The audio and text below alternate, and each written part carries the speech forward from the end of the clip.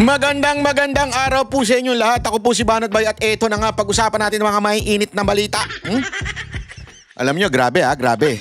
Pahiya ho si Speaker at si Marcos dito sa balita na to. Bakit ho kanyo? Kasi yung plano nilang patalsikin, yung plano nilang i-impeach si VP Sara Duterte ay wala na. Pinis na ika nga. Sabi ng mga senador. Ilang mga senador. Bakit kanyo? Naku po, ipapaliwanag natin ngayong araw na ito. Naku, nakakatuwa ho ito. Palakpakan natin. Dahil yung kanilang maitim na balak, wala na. Pinis na. Kaya wag na, tama na yung masyadong pinag-uukulan ng pansin yan kasi mukhang delicates na. Wala na mangyayari. Ang dapat pag-usapan ngayon ay yung kaduda-dudang eleksyon na naganap sa ating bayan at yung mga issue na mas mahalaga. Halimbawa, yung tinalakay sa issue ni Senator Bongo, yung sa PhilHealth, di ba? Yung meron pa kailangan taong bayan. Kasi kahit nga 'di ba sa ilang mga survey nagsasabing hindi sila pabor na ma-impeach si VP Sara Duterte. Kasi nga this is just politics. Tandaan ho natin na nakasulat ho yan sa batas, isang desisyon, ika nga, na ang impeachment, it's not about the guilt of the person. It's the trust of the people for that person to remain in the office.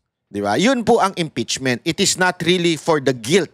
Ibig sabihin, kung nais talaga nila ng guilt, dapat po sa korte ho ito isinampa. Ano ibig sabihin nun, mga kababayan? Yung impeachment, hindi ho sinasabi nun pag nagsinabing na-impeach na yung tao na yon. Hindi ho sinasabi niyan, guilty siya. Ang sinasabi ng impeachment ay hindi na siya pinagkakatiwalaan ng taong bayan, kaya dapat na siyang matanggal sa posisyon. Kaya nga pansinin nyo, ang impeachment walang kulong. Bakit? Kasi nga po, kung talagang totoong may nangyari at guilty yung tao, dapat po sa korte. Halimbawa, kung ang akusasyon ay pagnanakaw, dapat po sa korte yan. Kasi doon dinidinig ang mga criminal act, ika nga. Di ba? Ito pong impeachment ay political lamang. Mga kababayan, mukhang the tides is bleached. The tides has turned. Ika nga, ano ibig sabihin nun, mga kababayan? Ibig sabihin, wala na. Wala na po, mukhang tagilid na. Kasi alam naman po natin, since impeachment is very political, therefore, susunod ang mga senador, ang mga kongresista, doon sa will of the people. Politics yan Siyempre, they are pleasing the people because kung yan po ay mismong mga judge, ay yung mga senador, which is political in nature. Bakit? Sila po ay hinahalal ng taong bayan. Ibig sabihin, hindi po sila ina-appoint. Unlike the judges na ina-appoint, ang mga politiko ay hinalal ng taong bayan. So, makikinig sa taong bayan yan. Anong nangyari noong 2025? Talaga nga namang olat. Olat si Marcos. Olat ang pambato ng gobernong ito. Pinaliwanag na natin kung bakit. Kasi nga, again, yung mga nanalo doon sa alyansa, they won not because of Marcos, but because of established name and the support of some religious group. It's not really on Marcos endorsement, ika nga. Bakit? Kasi nga, kung gusto natin talaga makita na meron pa pong endorsement power ang ating Pangulo, Marcos, Pangulo nyo pala, hindi namin Pangulo yan. Dapat, nanalo yung mga katulad ni Abby Binay, nanalo yung mga katulad ni pangalan nito, yung si DILG, yung dinaig pa ang mga jowa ninyo. Kasi yung jowa ninyo, laging wala. Si Abalos, pambihira mayat maya, nasa telebisyon. Yung iba nga, napapanaginipan na yung pagmumukha niya. And yet, hindi nanalo. Even if ang talagang total endorsement coming from the government, from Marcos itself, with all the makinarya, walang nangyari, ladies and gentlemen. So, kaya nga ngayon, iba na tono. Ipapakita ko sa inyo ultimong si speaker, napahiya na. Sa tingin ko, ito yung opinion ko lang. Bakit? Kahit to siya, iba na tono niya. Ay, mamaya, papakita natin. Kaya ito muna, panoorin po muna natin itong balita about the impeachment at kung ano yung mga sinasabi ng mga senador. Mainit at tinalakay sa muling pagbubukas ng sesyon ng Senado kung dapat bang ituloy sa 20th Congress ang impeachment trial ni VP Sara Duterte. Ayon kay Senador Francis Tolentino, labag yan sa saligang batas. Yun, labag daw sa saligang batas. Malinaw po yan ha. Papakita natin. Tuloy. At live mula po sa Senado, nauna sa balita si Mian Los Baños. Mian, ano raw ang basehan nito? Ang ganda ng title nila, una sa lahat. Maglagay ako ng title ito, pangalawa sa lahat. Tolentino sa kanyang pahayag. Magandang hapon sa iyo. Tumayo nga ngayon sa pag-resume ng sesyon sa plenaryo sa Senate Majority Leader Francis Tolentino at Anya, functionally dismissed. Ganyan niya isinilarawan yung mangyayari sa impeachment case ni Vice President Sara Duterte. Oras na hindi raw yan makonclude o madesisyonan by June 30, 2025. Whether acquittal man o conviction, pag hindi... Bakit June 20? Okay, lilawin natin ha. Sa ating kalendaryo, ang katapusan ng Senate 19th ay 20. Magre-resume sa 30 o July 1. Okay? Magkakaroon sila ng parang break. Ngayon kasi, etong nakaupo ngayon, yung mga, kasi may mga inaayos pang batas eh. Ngayon po, ayan yung 19 Congress pa. Ibig sabihin, yung hindi pa mga nanalo ngayon 2025, mapapalitan na po sila. Matatapos sa 20. Sa 18, etong dinelay ni Escudero, ay talagang magigipit na sila para madesisyonan ng 20. Yung kalendaryo, yung impeachment, malabo nang madesisyonan ng 20. Kung madesisyonan po niya, napakahilaw naman po. So, mukha talaga pong tagilid. Tagilid na ho itong impeachment. Tinatapos by June 30, 2025. Sabi niya, regarded as dismissed na yan. Naniniwala kasi ang senador na hindi pwedeng tumawid yung impeachment trial from 19th Congress to 20th Congress. Wala na raw kasing jurisdiction yung susunod na Kongreso. Ang paliwanag niya dyan, nung tumayo siya sa plenaryo is, ang may jurisdiction para talakayin yung impeachment case ni Vice President Duterte ay yung Kongreso na tumanggap ng kanyang articles of impeachment. At yan yung ngayon, which is the 19th Congress. Isinaad din niya na ayon sa rules, oras na mag-adjourn na ang Kongreso, which is next week mangyayari po, pag nag-adjourn ang Kongreso, terminated na rin lahat ng legislative process at legislative matters ng Senado. Bok, pakinggan natin. Narito yung bahagi ng pahayag ni Senator Francis Tolentino. Jurisdiction over impeachment is exclusive to the Congress that receives the complaint. Kahit anong pilit, hindi maitatawid, lalo na't kung lalabag sa saligang batas. Pero Bok, pwede bang hindi mag-convene ang impeachment court sa June 11, yung bagong schedule? Bago ko sagutin yan, Bok, may dagdag lang kasi kakatapos lang ngayon bago ko tumayo. Sinagot ni Senate Minority Leader Coco Pimentel yung argument ni Senator Francis Tolentino. Para sa kanya, pwedeng tumawid naman yung impeachment trial from 19th to 20th Congress. Kasi anya, ang natatapos lang sa pag-adjourn ng isang sesyon ay legislative process. Yan yung dalawang argumento ngayon. Okay? Remember, bakit po nagkaroon ng ganitong argumento? Because this is the first time. This is the first time, hindi ng impeachment. This is the first time yung katarantaduhang ginawa ng Kamara. Ano po yun? Yung last minute na ipinasa yung impeachment. Akala kasi nitong mga ulul na ito sa Kamara, nung nahabol nila, babagsak ang ratings ng mga Duterte. Ganun sila ka-ilusyonado. So pinilit nila, hinabol nila last minute. Ang hindi nila maintindihan, nakarma sila dito, mga kababayan. Bakit? That last minute, naakala nila yung ratings ni Sara Duterte bababa, lalong umangat, lalong ibinoto yung mga Duterten. As a matter of fact, ano katunayan yan? Yung mismong campaign manager ng alyansa, yan ang sinabi, isa sa mga rason kung bakit natalo ang alyansa. It's because of the impeachment. Nakarma sila ngayon dyan. Isa pang karma nila dyan, this is the first time na mangyayari yung hinabol.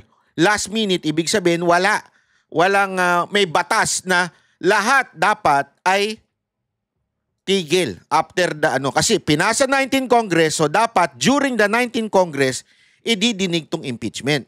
Ang problema, magiging 20th Congress na. Ang matindi pa dito, mga kababayan, isipin nyo ito ang sinasabi ngayon pagtatalunan pa. Pagtatalunan pa ngayon ng mga senador kung ano ba, yan ba ay pwedeng i-carry over? Kasi ang argument ni Cheese ay pwede naman daw i-carry over kasi yung natatapos lang daw ay yung legislative mga function nila like paggawa ng batas, etc. etc. Although the argument of Tolentino ay hindi, kasama lahat yan. Kasi nga, wala nang authority yung 19 Congress. Lahat po nun, matatapos na. Lahat po yung mga congressman na yan, tapos na. By Constitution, tapos na sila. Exit na sila. Papalit na yung 20th Congress. Nagkataon lang may mga na-re-elect. Kaya same yung ibang itsura na nandun. Pero imaginein mo yung mga hindi kasali. Hindi nanalo. So, hindi na talaga sila part. So, ngayon, magkakaroon pa ng argumento. Dalawang side. Kasama ba sa mawawala yung impeachment o yung legislative function lang ang mawawala? So, paglalabanan pa. Ngayon, mga kababayan, mukhang napakarami ng talagang, syempre, nadala sila Nagising sila sa katotohanan. Shit, tayong mainit. Sabi nila, ola tayo. So, Duterte na tayo. Tandaan nyo, ang mga mambabatas, mga balimbing po yan. Ang dami po dyan gumanyan nung presidente si Duterte. Nung hindi na presidente si Duterte, biglang gumanon na. O, di ba? O, wala kayong alam. Baka akala nyo na, ano yan, hindi yan ano. Ay, ano yan. Iba yan. Sabihin ninyo. Di ba? So, ano ibig sabihin talaga? Lalong nakarma sila sa pagmamadali nila dito sa impeachment.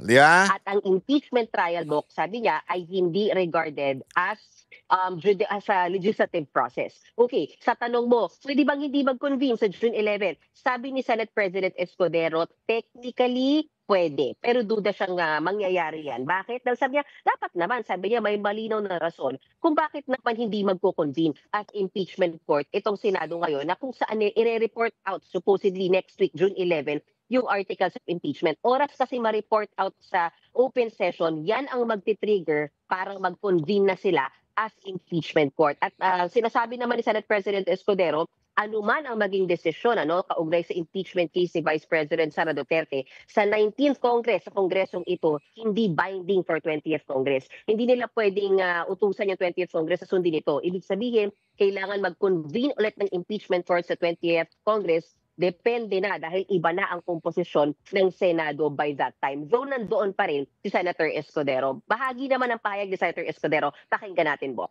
Yan. Pakinggan natin, Bo. Ibang pananaw yung 20th Congress.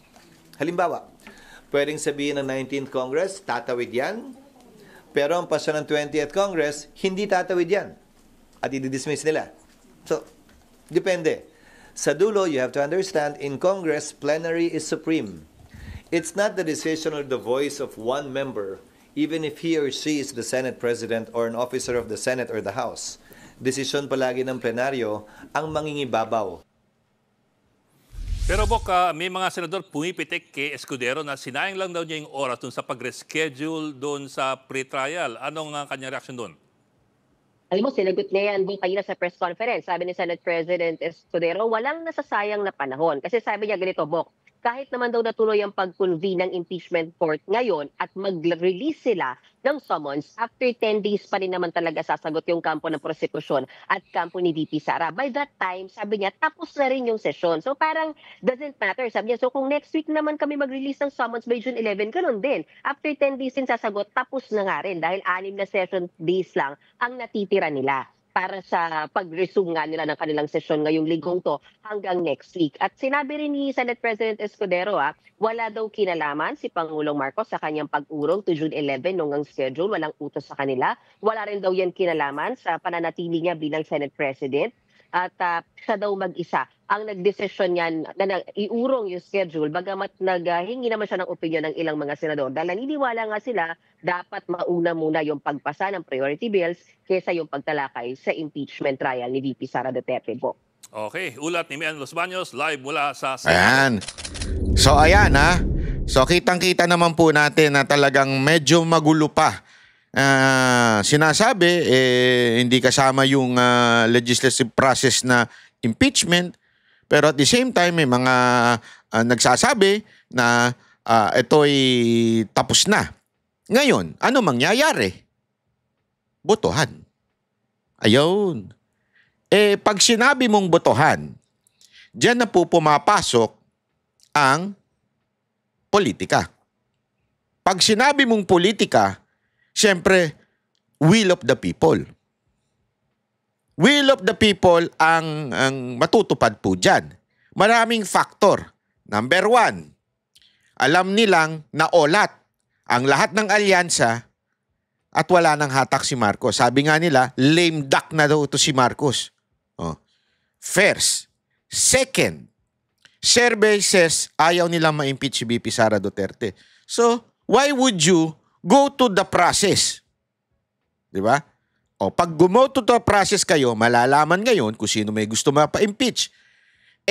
Ilang percent yun na nagsasabing ayaw ma-impeach si VP Sara Duterte.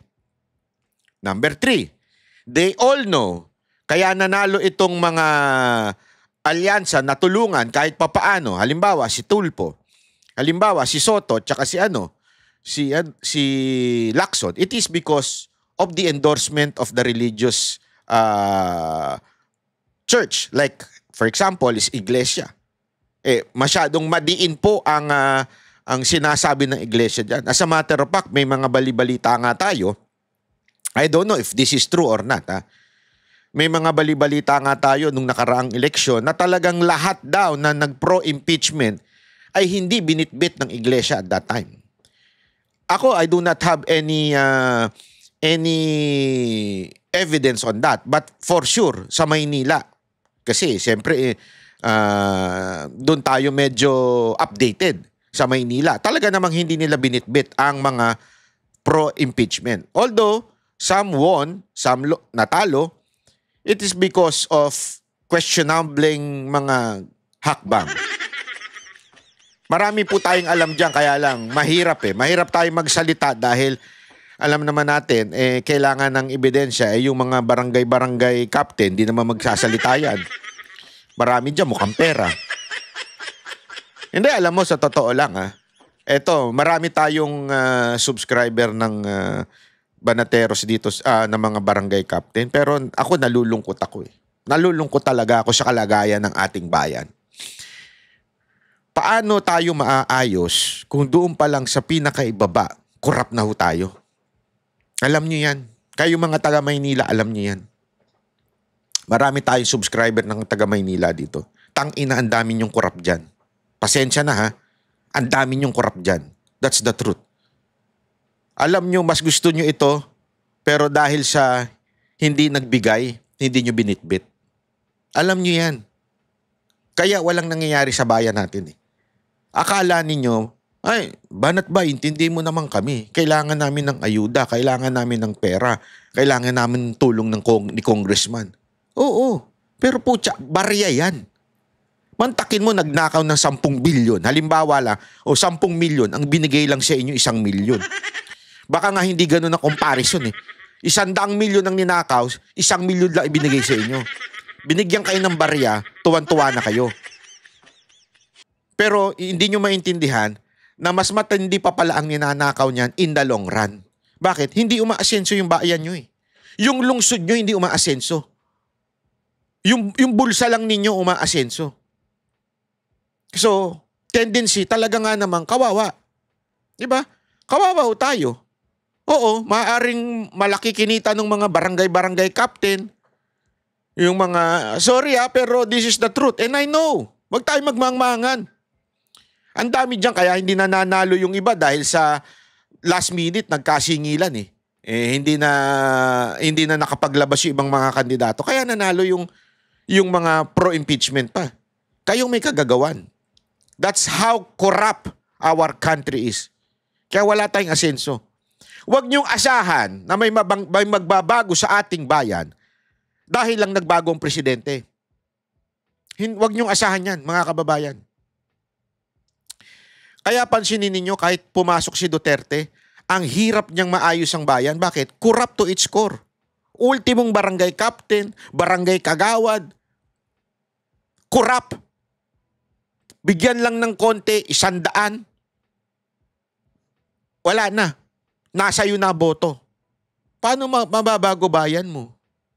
Naintindihan natin? Ganon ang Pilipinas ngayon. Oh, ngayon, buti, napahiya. Bakit ito napahiya? Ito kasi, akala nila, even if they won the election, everything would be on their favor. Hindi ho. Kasi may taong bayan eh. May taong bayan na magdidesisyon. Kaya nga, ito mga kababayan, ultimong si Speaker Romualdez, lumambot. Yung tao na yun, hindi lumalambot yun. Parang baka yun eh. Hindi dahil sa size niya, ha? Pero atigas at tao yun eh. Pero bakit tila lumambot si Speaker Romualdez? Kasi alam niya eh. Alam niya, shit, wala nang patutunguhan to. Kailangan ko ng medyo, hindi naman niya binawi, pero medyo relax mode na ako in terms of public perception. Kailangan. Tingnan niyo ito. Ay, sorry. Hindi. Ito. Matapos matikusin ang pag-urong ni Senate President Chis Escudero ng pagsisimula ng impeachment proceedings laban kay Vice President Sara Duterte, sinabi ni House Speaker Martin Romualdez na respetuhin na lang daw ang desisyong ito. Pero may mga naniniwalang paglabag umano ang pagkaantala sa konstitusyon. Nagulat ako nung sinabi niya ito, respetuhin na lang. Wow! Coming from you? Di ba? Totoo naman eh. Napaka mukhang magtataka ka kung bakit nang galing kay Romualdez yan. And tandaan natin, this is a cue. This is a cue from their leader. Yung magpo-prosecute, di ba? Natila, wait, naglaylo na yung ano natin yung presidente natin. Kasi presidente turing nila dyan eh. Kay Romualdez eh. Medyo hindi na siya ganun kadiin Ay, ano na tayo? Laylo na tayo. Nakatutok si Jonathan Anda. Para kay House Speaker Martin Romualdez, dapat respetuhin ang desisyon ni Senate President Chis Escudero at ng Senado patungkol sa impeachment proceedings laban kay Vice President Sara Duterte. We have to respect the decision of the Senate President and the Senate. Yung sulat sa akin ni Senate President Chis Escudero is pretty straightforward. Kaya yung impeachment complaint ay nasa Senado na. So we leave it to their sound discretion as to how they want to proceed and conduct, no? Ipinagpaliban ni Escudero ang pagsisimula ng impeachment proceedings ng ilang araw para daw unahin ang pagpapasa ng mga hakbang at panukala na nakapaloob sa legislative agenda ng administrasyon. Si Representative-elect Leila de Lima na inaasahang magiging miyembro ng House Prosecution Panel, dismayado sa press conference kanina ni Senate President Chis Escudero. Feel na feel pa naman ito? Hindi, feel na feel niya eh. Hindi pa nga siya nananalo, feel na niya eh. Na siya ay magiging parte ng prosecution. Yeah? Feel na feel.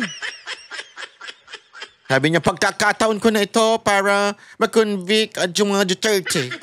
Pero akala ko yung anuhin na niya, alisin na niya, yung mga agam-agam. Tungkol dyan na magkakaroon pa ba ng trial o trial? He could have been more categorical. So far as the Senate is concerned, tuloy-tuloy kami. I was expecting that kind of a stance sa kanya earlier, but it was not. But it was not. Medyo iffy pa rin, right? Kasi pa rin nakakasiguro.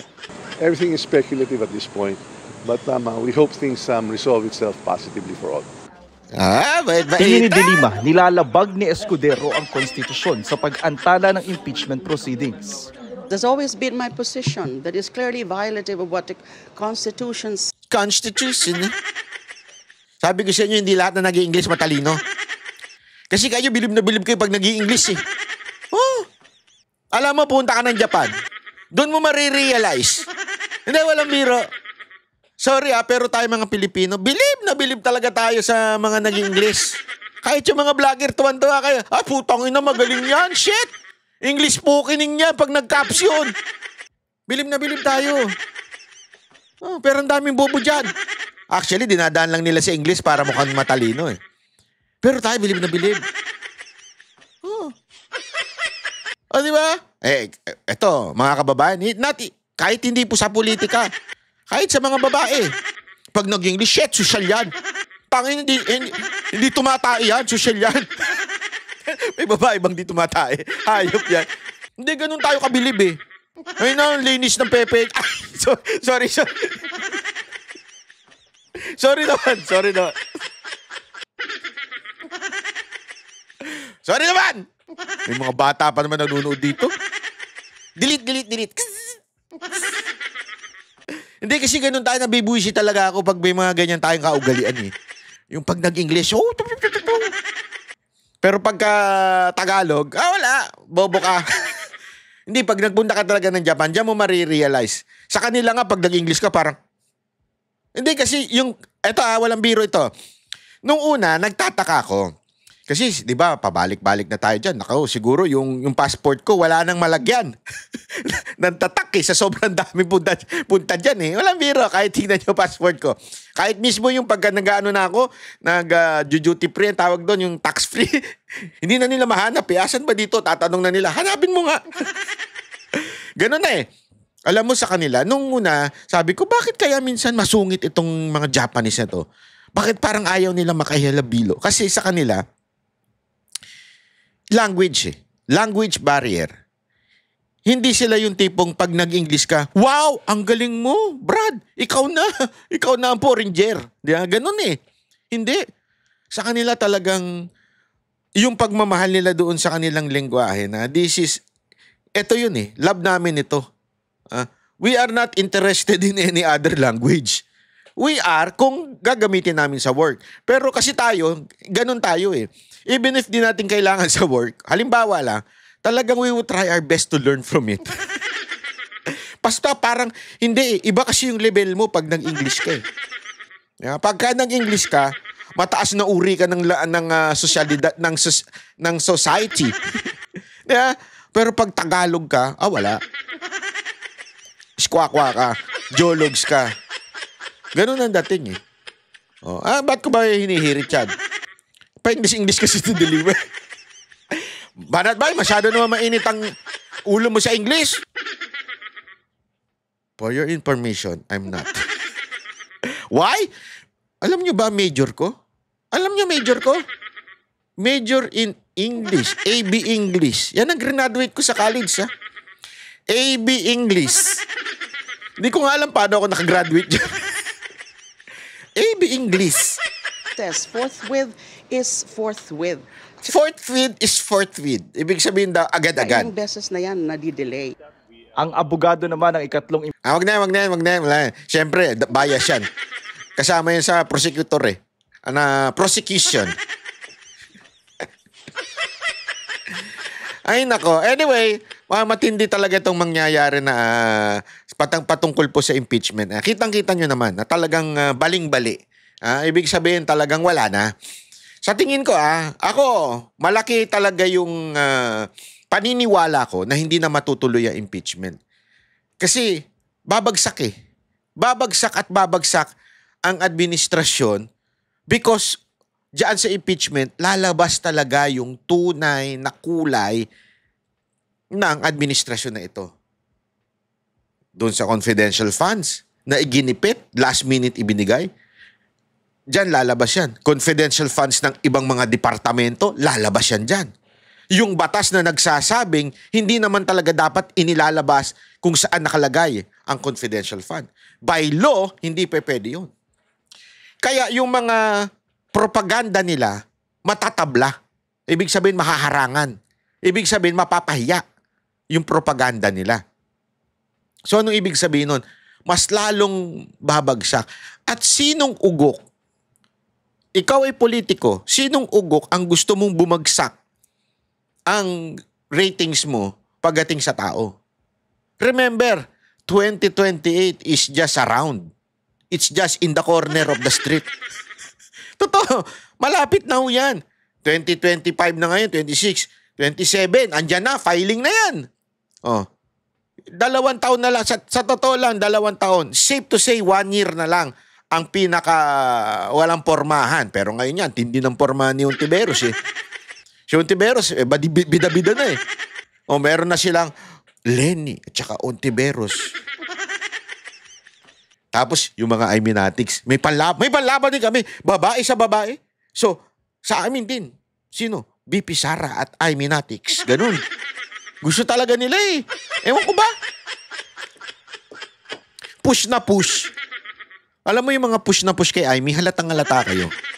Huwag ganyan. Hard sell yan. Halatang bayad eh. Sorry hindi. Ito, just to be frank okay naman kung may mga ano tayo dyan, mga followers dyan na okay sila eh. Sa amin, nagmamatsyag kami. We just respect BP Sara Duterte. Oo. Ako rin naman eh. I respect. As a matter of fact, iba nga pananaw ko dun eh. Ang perspective ko, si BP Sara Duterte, ginagamit na si Amy ngayon. It's the other way around. Di ba yung sinasabi nung iba, nanggagamit si Amy kay Duterte? Tama. Yun ang motibo ni Amy. Pero ako, sa tingin ko, ginagano ni BP Sara Duterte. Siya na ngayon na nanggagamit kay Amy. Kasi, perception ng tao, especially the international community, bakit ang kapatid nung nakaupong presidente ay against sa gobyerno? There is something wrong. So, sinasakyan niya. Yeah? Pero tingnan mo, baka last minute, ilaglag niya yan. Baka last minute, bitawan niya yan si Amy. Sa tingin ko kaya nga yung mga push ng push kay Amy ever since, sorry to say, halata tuloy. Huwag niyo masyadong i-push. Huwag hard sell. Mantakin mo, you are not known during the Duterte time. You are nothing. You came from nowhere. Walang pumapansin sa'yo, hindi ka kinakausap, wala. Hindi ka parte nung kampanya noong 2016. Wala ka talaga. Bigla kang sumulpot out of nowhere. Claiming na Duterte ka, pero mas topic mo si Amy. Tanga na lang ang hindi makabasa sa'yo. Yun ang tandaan ninyo. Tanga na lang ang hindi makabasa sa taong ganyan. Wala akong tinutukoy. Wala. Di ba? Kaya nga sabi ko nga sa inyo huwag tayo mag-question na ng loyalty dito sa mga Duterte. Kasi yung iba dyan, pati ko, pinag-aaway nila kay BP Sara Duterte. Di ka, maka-Duterte ka, pero si Tatay Digong, hindi si BP Sara Duterte. Tanga. Tanga lang talaga. Hindi, walang ganoon. Duterte. Talagang tayo, solid. Diba? To its core. And we all know. Nag-sorry si BP Sara Duterte, endorse niya si Bongbong Marcos. Okay, go. Push natin yan. Presidente 20. Minsan nga may humirit pa dyan. Tangin ng hirit siya. Tatawa ako Sabi, tingnan natin ang loyalty ni Banat Bay. Kasi tatakbo si Kibuloy at saka si pangalan nito. May isa pa siyang binanggit. Nakalimutan ko na. Kung kanino siya papanig. Kung BP Sara. Una-una, napakalabo ho. Knowing Pastor Kibuloy, napakalabong kalabanin niya si BP Sara Duterte. Napakalabo. Napakalabo po nun. Mangyayari lang yon kung mismo si BP Sara Duterte sabihan niya si Pastor Kibuloy, Pastor Kibuloy, mauna ka na. Ikaw unang tumakbo. Suportahan kita. Yun lang. Mangyayari lang yun kung ganun. Pero yung magtatapatan niya si BP Sara Duterte, you are questioning the most loyal follower of Duterte and supporter of Duterte. And this person, hindi lang daldal yan. Nakatulad ng mga vlogger niyo. Hindi lang daldal yan. Everything. Financial, people, group, suporta si Pastor Kibuloy. As a matter of fact, hindi pa presidente si Pangulong Duterte, best friend na sila na mga Duterte. Kung hindi nyo lang ayoko lang magsalita. Ayoko lang magsalita, mga kababayan. Sobra ho ang ang respetuhan at pagmamahalan ng pamilya Duterte, pamilya kasama si VP Sara Duterte, kay Pastor Kibuloy. At si Pastor Kibuloy, ganun din po. Kaya para i-package nyo kayong mga Iminatics, nakikita ko kasi sa comment pinapackage kami na parang Pastor Kibuloy kami at saka kay Tatay Digong. Hindi. We are with Pastor Kibuloy because SMNI kami. We are anchor of Banateros. Di ba? Ang ganda pa ng bago naming OB. Panoorin ninyo. Napakaganda nun. Hindi, totoo. Di ba? We are part of this SMNI. Aside from that, kasi Pastor Kibuloy has a vision for our country. Maganda ang plano niya, katulad ng plano ni Pangulong Duterte. Kung meron talagang masasabi nating continuity, na kay Pastor Kibuloy yun kaysa kay Bongbong Marcos. Pareho sila talaga ng isip. Kasi both of them, ilang beses ko na pong nakausap. And I'm really privileged and happy and honored na makausap po sila. Pag kinausap nyo silang pareho, they have the same mind, the same love for our country. The same. Para hong si Traore. Ngayon inaaralo ng Banateros yan, si Traore, yung sa Africa. Panoorin nyo po yan. Ang dami pong ginawa niyang maayos. Matindihong revolusyon ang ginawa nila para ayusin ang Africa, para maging independent. Tulad ng ipinaglaban ni Pangulong Duterte at nais ipaglaban din ni Pastor Kibuloy, yung independent sovereign state. Hindi sunod-sunuran sa puti, hindi sunod-sunuran. Kahit po sa incheck, hindi rin po. Ako galit po ako sa incheck Ayoko nga yung mga incheck Ang gugulo-gulo nyo mga yan Pero hindi ibig sabihin awayin, di ba? Wag natin, una-una hindi naman sila nakikialam sa politika natin That's bullshit. In the history of the Philippines, never nakialam ng politika ang Chinese sa atin. Never. Kalakal, oo. Talagang uubusin nila ang pera mo pag sa negosyo. Totoo naman, di ba? Sabi ko nga sa inyo not just in our country, but in the entire world. Nakita kayo sinakop ng China? Yun talagang masasabi mong siguro, maybe, sasabihin na iba, Taiwan. But remember, it is part of China before. So talagang, until now. So ibig sabihin po, talagang inaano nila yan. Ini-insist nila, kaya nga di ba yung sinasabi nila na province nila ang Taiwan or something like that. Di ba? Kasi talaga namang ganun, yun yung pero hindi sila yung pupunta sa ibang bansa, sasakupin yung ibang bansa. Wala. Hindi natin sila papayagan. Matindi ang ating pagtayo na ang ating bansa ay ating bansa. Lahat ng island na nasa atin ay atin. Di ba? Yun po ang talagang pinaninindigan natin. Ako, yun po ako, talagang pro-Philippines po ako. Pero kita ninyo, mga kababayan, etong nangyayari sa bayan natin, kitang-kita natin kung anong direksyon ang mangyayari sa atin pag pinahintulutan natin etong mga politiko na ito ay manatili sa ating bayan. Paano ang ibig ko sabihin? Pagdating po sa impeachment, this is a political process. Impeachment, it is something na nakadepende sa taong bayan. That's why I'm asking you na magsalita tayo.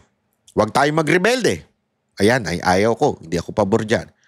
Pero patuloy natin isigaw ang ating mga tinig hanggang marinig. Kasi sabi ko nga sa inyo, politika yan They must hear the cry of the people.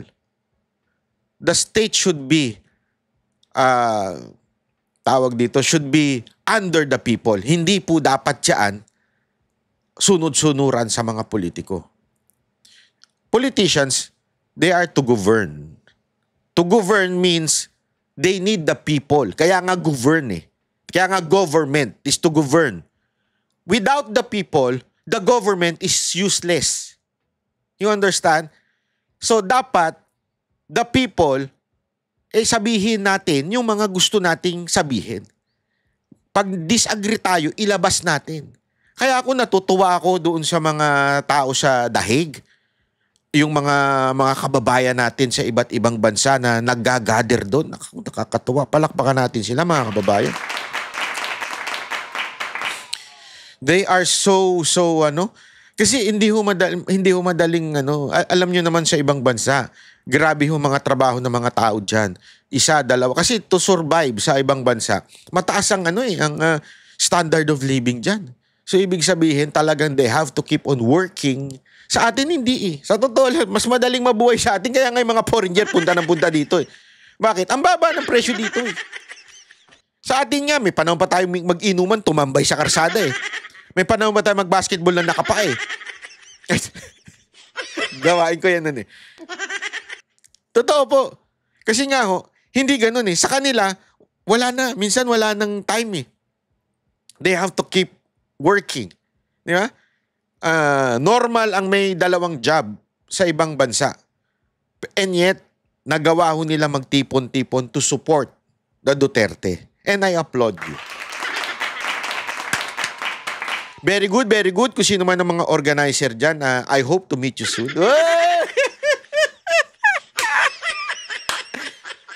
Hindi, magpupunta po si Boss Dada dyan. Magpupunta po si Boss Dada, susundan ko po siya. Yun. Abangan ninyo po Alam nyo kung saan ako inggit-inggit sa mga taga-Netherlands? Yung picnic nila.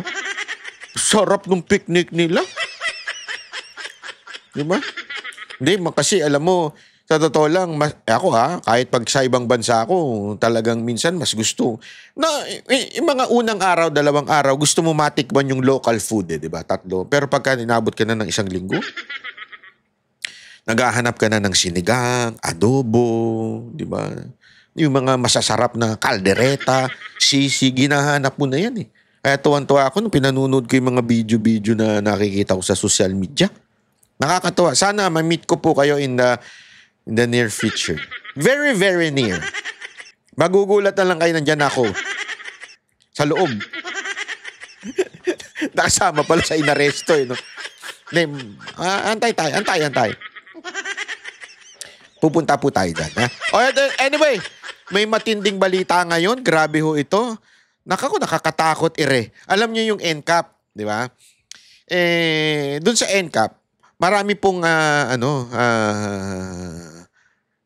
nagtatakip ng plaka ngayon. Yung tinatakpan yung plaka, alam niyo yun, di ba? Natakpan nila. Lalo na yung mga nagmumotor.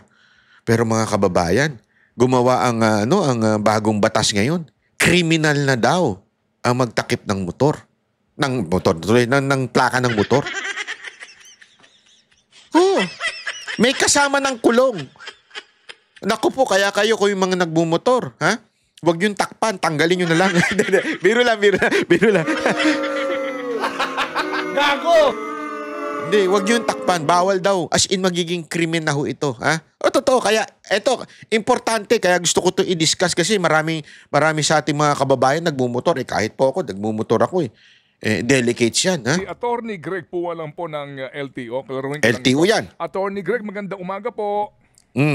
Magandang umaga po, Manong Ted. Magandang umaga po sa lahat po ng nakikinig po sa inyo. Opo, at ngayon nga po, sabi ko nga nung una na maliban dito po sa JAW, yung administratibong kaso na kakaharapin po noong mga nag-tamper o nagtatago ng mga plate number ng mga motorista na 5,000 at saka yung kanya pong mga kaukulang pong admin penalty, meron pa hong isang batas na maaaring ipatupad ito pong Motorcycle Crime Prevention Act as amended. So can you just explain first, ano po ang provision nito na inyong gusto ipatupad? Tama po, Manong Ted. Under Section 12 po nung Motorcycle Crime Prevention Act as amended, ay nakalagay po dito, erasing, tampering, altering, and forging, imitating, covering, or concealing a number plate or readable number plate, or intentionally using such erased, tampered, altered, forged, imitated, covered, or concealed number plate or readable number plate shall be punished with imprisonment ranging from 6 months and 1 day to 2 years or a fine of not more than 10,000 or both. Yun po may kulong po sa ating pong bagong batas, Manong Ted. Kumbaga, attorney, criminal offense na po ito. Nako po, patay tayo dyan. Tama po, Manong Ted. Although this was lowered po, yung penalty po nito was lowered due to the amendment. Dati po ito ay mas mataas po ang penalty, pero hindi po inalis nung amendment yung pong criminal liability po nung pong pag-imitate or pag-cover sa mga plaka po. which applicable po sa motorsiklo. Okay, sige po. So ang sabi po ninyo kahapon, ito na po ang ipatutupad dito po sa mga magtatakip, magtatago po, mag-alter ng mga plate number nila, particularly po itong mga motorsiklo na umiiwas sa NCAP? This would be in addition po sa administrative liability po per JAW, Manong Ted. Okay. Ito ho munang sinasabi ninyo na nakatanggap na po kayo ng report sa MMDA ng mga ano ito, pictures ba ito, video noong mga gumawa nitong uri ng krimen na ito? At ano po ang inyong gagawin? Opo, meron po si MMDA po nag-turnover po sa atin kahapon ng files na mayroon po mga pictures po na tinakpan yung mga plaka, meron pong nanggaling po sa kanila, sa kanilang camera, at meron din po naman yung mga nanggaling po sa social media. Okay, so kapag ho ganyan, attorney, sa ilalim po ng batas, paano po ninyo ito maipapatupad na batas, itong particularly po, itong criminal case na ito, dito sa mga nagmamaneho ng motorsiklo? Opo, doon po sa mga itinurn over na po ng MMDA kahapon, na continuous naman po ang aming coordination sa kanila para po ma-check po yung ibang camera na kung saan dumaan pa po itong motor na ito para po makita natin yung ibang unique identifying marks po ng mga motorsiklo. Pero yung simula po kanina lang po nakatanggap rin po ako ng video galing po kay Sir Gabriel Go. Mayroon po silang hinuli, nakita po nila sa camera na nagtakip ng plaka, tapos iniradyo po nila ito sa mga ground law enforcers. Hinabol po, tinikitan po yung motorsiklo, tapos iti-turn over po sa amin para po naman po sa show cause and yung pong pag-file po natin nung criminal case based on the new law po. Okay, ganito, attorney, kasi una po, ang ating ding adhikain naman dito, siguro you will agree na ang atin dito, ayaw nyo naman siguro magpakulong ng tao, di ba? You'd like to, magbigay ng tanda, sumunod kayong lahat, huwag niyong gagawin yan, di ba? I'm sure yan ho ang ating munang adhikain dito, di ba? Opo. No? Tama po. Tama po, Manong Ted. Oo. Kumbaga, para magkaroon ng babala sa lahat. So, sir, hindi ho ba, kasi criminal offense ito, so kapag nagradyo yung taga-MMDA na may dumaan dito, nakita namin may takip, inabangan doon sa kabilang kanto, at nahuli siya ng enforcer in flagrante, caught in the act na may takip ito, hindi lang dapat, di ba, ticket yan. Kasi kung gusto mo maging example, no? Oo. Di ba, ang criminal offense yan eh. So, di ba dapat yan hindi lang ticket, on the spot, dadalhin mo yan sa presinto, sa pulis, nang gano'n, yung pulis magsampa sa kanya ng demanda at maaari nga dalhin ka agad dito sa fiscal kasi caught in the act ito, criminal offense ito. Tumawag kayo ng media, i-broadcast natin to, tago lang yung mga pangalan siguro o mukha ng offender dito para magbigay ng babala. So ito, kakasuhan ito kung sakasakalit may kulong ito. Di ho ba ganun dapat ang proseso niyan? Hindi yung caught in the act mo na, magso-show cause order ka pa, criminal offense ito eh. Tama po, Manong Ted, napakaganda po nung inyong observation at suggestion. We will coordinate po ibababa po natin yan sa ating pang mga law enforcers, and we will coordinate also with PNP and MMDA po. Ganyan din po kasi ang ating pong mga ginawa naman sa mga colorum naman po. Marami po tayong mga na-caught in the act at diretso po ang sa presinto at kinasuhan. So we will do this po dito po sa pagtatakip. Ito mga kababayan, ipapakita ko lang sa inyo kasi napaka-importante. Ayan po. Difference between criminal case and civil case. A case filed by the state, ibig sabihin yun yung sa criminal. Ibig sabihin, yung mismong gobyerno ang magkakaso sa'yo. Kasi nga, batas po ng gobyerno yan. Sa civil case, yung pag-aawayan nyo ng dalawang tao, private. Okay? So, ang purpose ay to punish the offender, yung sa criminal case. Ang purpose sa civil case is to compensate the wrong party. Sabihin, compensate mo yung nagawa mong mali sa isang private citizen. At file nito, government ang mag-file sa ano naman po sa civil case ay ang private. So sa madaling salita po mga kababayan, matindi po itong pagtatanggal o pagtatakip ng plaka. Ito'y criminal case. May kasama pong kulong yan. Ang problema ko lang ho dito mga kababayan, itong mga MMDA, parang kasi nung tinatanong siya dito, ano na ba proseso, parang ang sinasabi nila nag-uusap pa. Parang magpapasya ka ng batas na nag-uusap pa, hindi pa pala ayos, ina-announce nyo na, lalong gumugulo ngayon eh. Diba? Yun ang sa akin. I mean, kung talagang meron na kasing existing na batas na ganyan eh. So, kung yan ipatutupad nyo na, sana ayusin nyo kasi ako against po ako dyan. Siyempre, totally against ako dun sa mga nagtatakip ng plaka. Hindi naman tama din yun, di ba? Kailangan talagang managot sila. Pero linawan nyo, baka mamaya yung mismong enforcer, hindi niya alam ang gagawin niya. Pag nahuli niya. Kasi a criminal act, pag nahuli mo on the spot, ibig sabihin nun, pwede mo siyang dakpin, ikulong. Tapos, pagdating doon, yung prosecutor, yung dadalhin sa piskal, tapos pwede kang mag-bail doon. Pero dinampot mo na yung tao kasi nga, it's a criminal act. Alam ba yan ng mga pulis? Na yung pagtatakip ng plaka ay isang criminal act? Alam ba yan ng mga enforcer? Alam ba yan ng mga motorista? Kaya nga MMDA or LTO, particular pala dito LTO, sorry, not MMDA, LTO, ayusin nyo naman yung mga ganyan ninyong batas. Kasi alam nyo ho ba, nasa motor lang ito. Sa kotse, iba. Kasi nga may batas tungkol dyan sa riding in tandem eh. Hindi ko nakasulat doon yung kotse, yung four wheels. So, dehado na naman ang motor dito. Sabi na nga ni MMDA, bawal dumaan sa underpass at saka sa overpass. Lilipad na lang sila. Natawa ko doon sa sinabi ni yung MMDA chairman. Ang mga motor, bawal dumaan sa overpass. Pagkatapos, bawal din silang dumaan sa underpass. Saan sila dadaan? Ewan ko.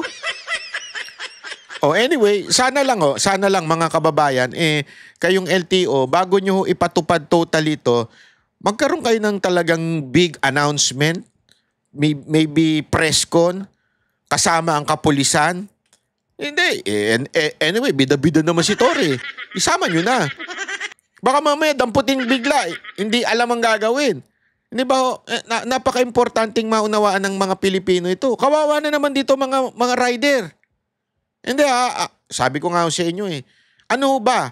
Paano yung mga wala pang plaka? Ang dami pa ho niyan. Paano yung mga kasama po ba yan dyan? Hindi, alam mo yan, linawin lang. Hindi naman tayo tutol sa batas. Linawin lamang po natin. Hindi yung bigla-biglaan na lang kayo na naman nag-a-announce ng... Ang hilig nyo mag-announce ng bigla-biglaan Ewan ko ba sa inyo? Parang gusto nyo talagang... ladies and gentlemen, the government is there to make our life comfortable. Para maging komportable ang buhay natin, kailangan natin ng mga batas para sumunod ang tao. Tama ho yun. Pero, ipaliwanag ho natin kung ano yung proseso nun. Para at least, kahit ipatupad natin, walang confusion. Halimbawa, bawal pumatay. Alam naman ng tao na yan. Naipaliwanag siguro na yan. Alam ng tao. So talaga yung tao, hindi ko papatay. Makukulong ako, magpumatay ako. Pero dito kasi, parang, may krimen pala to. Krimen pala ito magtakip ng Although again, against po ako sa mga nagtatakip. Meron pa nga akong video dyan kinuhanan ko, nagtakip Pero, linawin lamang po natin. Para naman yung mga kababayan natin hindi naku-confuse. Diba? Para hindi mga kababayan natin sumunod. Sa tingin ko kasi kung malinaw, alam ang adhikain yan, alam ang purpose niyan, alam lahat yan, susunod ang tao Kung malinaw na ipapaliwanag. Anyway, ang dami ng mga bayaran na mga vlogger dyan Bakit di nyo yan ay pa-discuss kaysa sa tirahin kaming mga Duterte supporter? Na mayat-maya kami ang topic. Di ba nagbabayad naman? Hindi tong LTO nagbabayad Nagbabayad naman ng gobyerno eh. I mean, yan yung dapat pinagkakaabalahan ni Yusik Claire eh. Yan dapat ang pinagkakaabalahan niya, yung paano maihahatid ang mga programa na malinaw. Yun dapat eh. O Yusik Claire, binibigyan na kita ng advice, unsolicited advice. Tawagin mo LTO dyan, magpaliwanag. Ibig sabihin, eto, explain nyo. Di ba? Anyway, marami namang media dyan na at least i-cover ng maayos. O, para maintindihan ng mga kababayan natin. Hindi yung gayang-gaya na naman tayo. Gulo-gulo nyo. Ay, nako, ewan ko sa inyo. Anyway, mga kababayan, baka naman pwede makiusap uli. Ayan, no? Ang subscriber natin, 47.9 na mga nanonood. Yung iba, nakikinood. I-check ko nga kung ano na yan, kung medyo umasenso na ba yan. Kasi dapat tumaas-taas na yan, ha? Kasi tagal ko nang ina-announce yan, mga kababayan, ha? Baka naman. Ayun. Ayun, tumaas na. Ang subscribe, ayun, no? Umangat na. Pakita ko sa inyo. Ayan. Masunurin naman pala kayo. Ang bait-bait nyo talaga. Palakpakan naman kayo lahat dyan. Palakpakan. Yan ang gusto ko sa inyo. Huwag kayong matigas ang ulo, ha? Pinagalitan. Ito. Ayan na ang bago. Yun. Lumabas na. Tumaas na. Ibig sabihin, kita nyo yung isa? Sa taas yung non-subscribe eh. Mas mataas yung non-subscribe. Ngayon, mas mataas na ang nanonood na subscribe. 50%. 0.5. Baka naman pwedeng dagdagan yung mga 60-70% ng nanonood nakasubscribe. Kung pwede lang. Hindi kasi parang yung YouTube, parang ayokong bigyan ng ng mga gold plate. Hindi ako binibigyan. Nag-apply na ako ilang beses. Wala. Google naman. Konting Yung iba, yabang na doon sa ganun eh. Ako kahit man lang kapiraso, kahit nga, gusto nyo kahit na lang eh, gintong kutsara, pwede na yun. Bigyan nyo naman ako. Google. Pati Google inaway.